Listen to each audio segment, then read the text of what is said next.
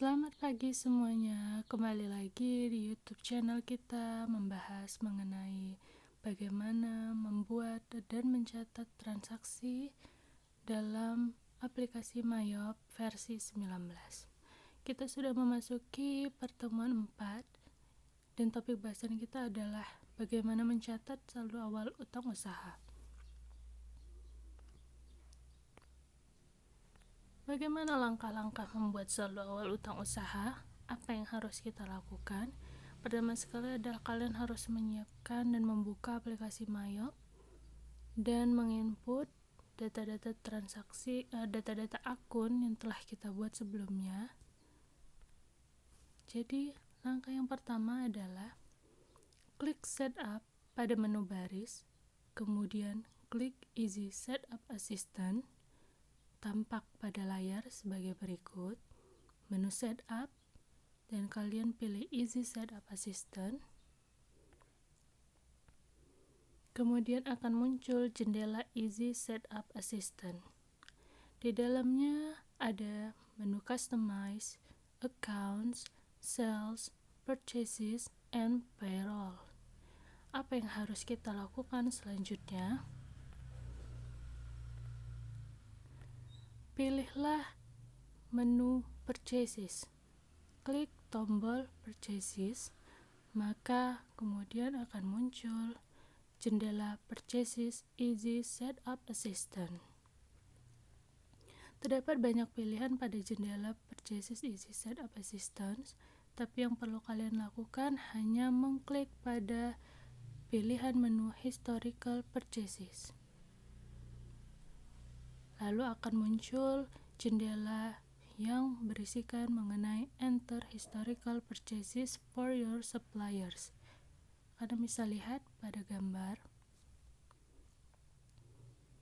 Karena belum ada data supplier, maka kita akan menambahkan purchases dengan mengklik tombol add purchase. Klik tombol add purchase, lalu akan muncul jendela historical purchases. Selanjutnya, kalian hanya perlu mengklik tombol drop down, seperti yang ada pada lingkaran merah. Lalu akan muncul jendela select from list. Apabila kalian baru awal membuat saldo awal utang usaha, tidak akan ada list pada gambar sebagai berikut. Ini apabila telah diisi data list supplier. Apa yang perlu dilakukan?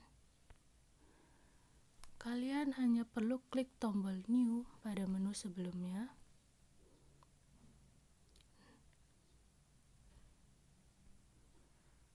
Maka akan muncul jendela card information seperti yang terlihat pada gambar. Lalu kalian bisa mengisi data sebagai berikut. Isilah nama supplier pada kolom menu name dan OK. Setelah menu jendela card information tertutup, kalian akan kembali pada jendela historical purchase. Pada field supplier name, klik tombol drop down, kemudian klik supplier yang telah kalian isi sebelumnya. Lalu isilah data sebagai berikut pada menu field di bawah supplier name. Catatan penting. Untuk membuat pilihan COD, kalian hanya perlu mengklik tanda panah di sebelah terms, lalu klik tombol drop down dan pilih menu COD. Lalu akan muncul tampilan pada sums COD yang telah kita buat sebelumnya. Setelah data-data terisi dengan benar, pilihlah menu record untuk mencatat data supplier. Lalu lakukan langkah yang sama dan buatlah saldo awal utang usaha untuk supplier lainnya, yaitu PT Yamaha Adi Bread Co. seperti pembuatan saldo awal utang usaha untuk PT Honda Adi Sentosa. Isilah data-data sesuai dengan gambar sebagai berikut. Lalu klik tombol add purchase dan buatlah lagi saldo awal utang usaha untuk supplier lainnya, yaitu PT Suzuki Asri Buna. Data-datanya dapat kalian lihat pada gambar berikut ini. Klik OK.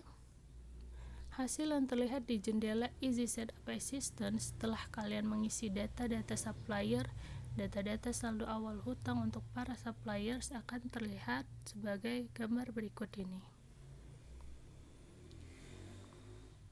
Pada data Enter Historical Purchases for your suppliers akan tercantum data nama-nama suppliers dan jumlah nominal purchases yang telah ada pada masing-masing supplier.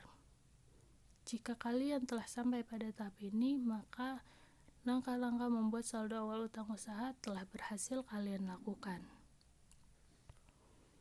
Perlu diperhatikan, saldo pada out of balance amount harus 0 yang menandakan saldonya sudah balance dengan saldo hutang usaha pada saldo awal neraca. Setelah semua saldo awal hutang selesai dibuat, klik tombol close untuk menutup jendela Purchases Easy Setup Assistant dan kalian akan kembali ke layar utama Command Center. Selamat mencoba.